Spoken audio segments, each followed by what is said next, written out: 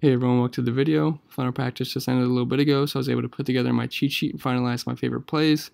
If you want a more in-depth breakdown of the race tomorrow, you can watch my previous video that I'll put in the top right-hand corner.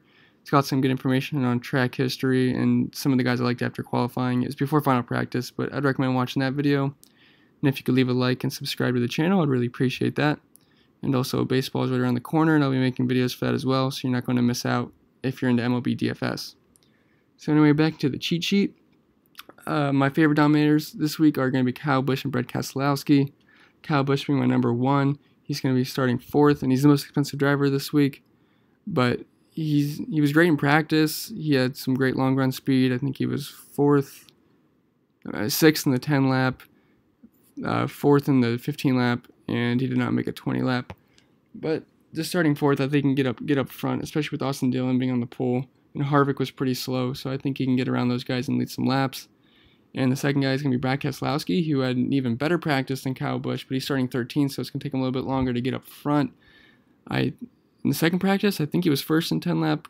I know he was top 5 for sure, but in the final practice, he was third in the 10 lap, fifth in the 15 lap, and second in the 20 lap. So he's just got a great long run speed car, and he's always capable of winning a race, so I really like him. And he's starting 13th, so we get a little bit of place differential as well.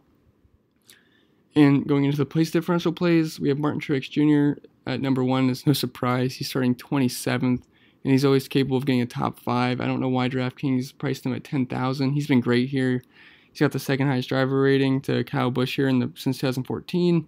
So I think he's just an excellent play. He's probably going to be the highest owned driver, but that's fine with me. And we have Eric Jones as well. He's starting 18th, and he's 8,200, which I think his price is a little too low as well. He is the 4th highest driver rating here since 2014, which is only a couple races because he's pretty new, but it's still pretty good. And he's got a high average finish, I believe, of 9. And in 10 lap speed, he was 5th, and he was first in the 15 lap, and he did make a 20 lap. So he's got some great long run speed in his track history to go along with it. So I think he's an excellent play. I hope he goes a little bit under the radar. Then Alex Bowman at 7,000. I just love this price and play.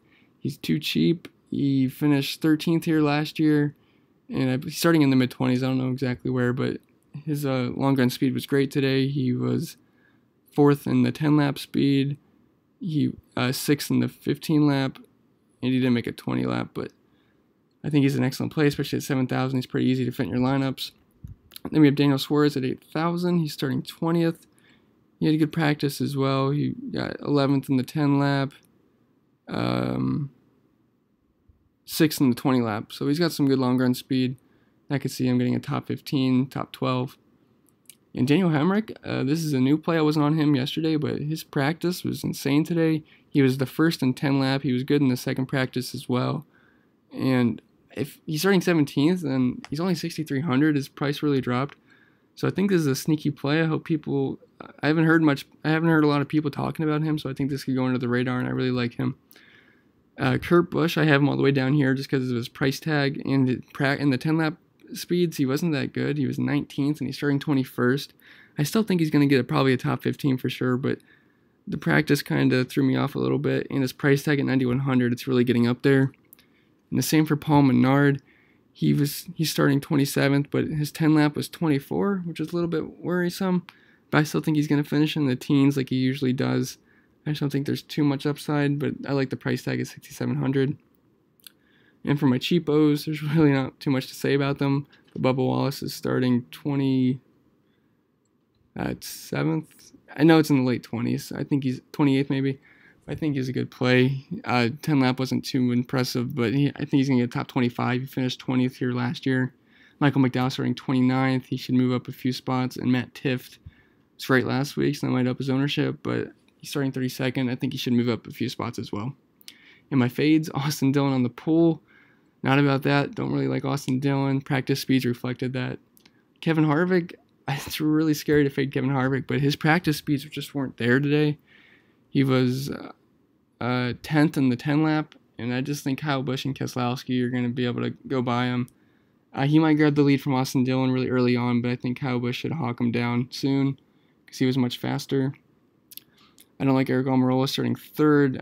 his track history isn't the best here, and just he's almost 10K, so I don't think there's any upside, especially no place differential upside. And Ryan Newman, he's starting 7th, and I can only see him really going back. And Ty Dillon, he's starting 16th, and I can only see him going back or staying pretty similar to that. And David Reagan starting 19th. He's usually like a 25-ish finish kind of guy, so just starting too high for me.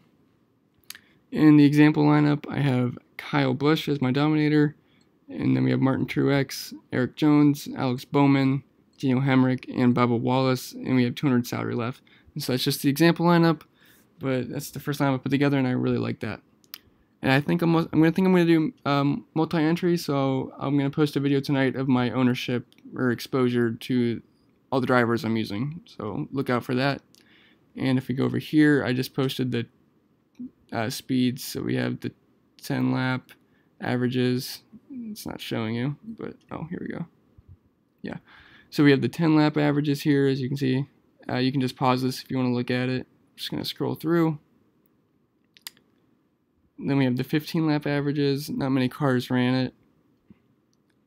And then we have the 20 lap averages, which I don't think we only had 7 cars. So if you just want to pause that and look at that, you can do that. So anyway, that's all for this video. If you have any questions, you can comment below. And if you could leave a like and subscribe to the channel, I'd really appreciate that. And good luck this week.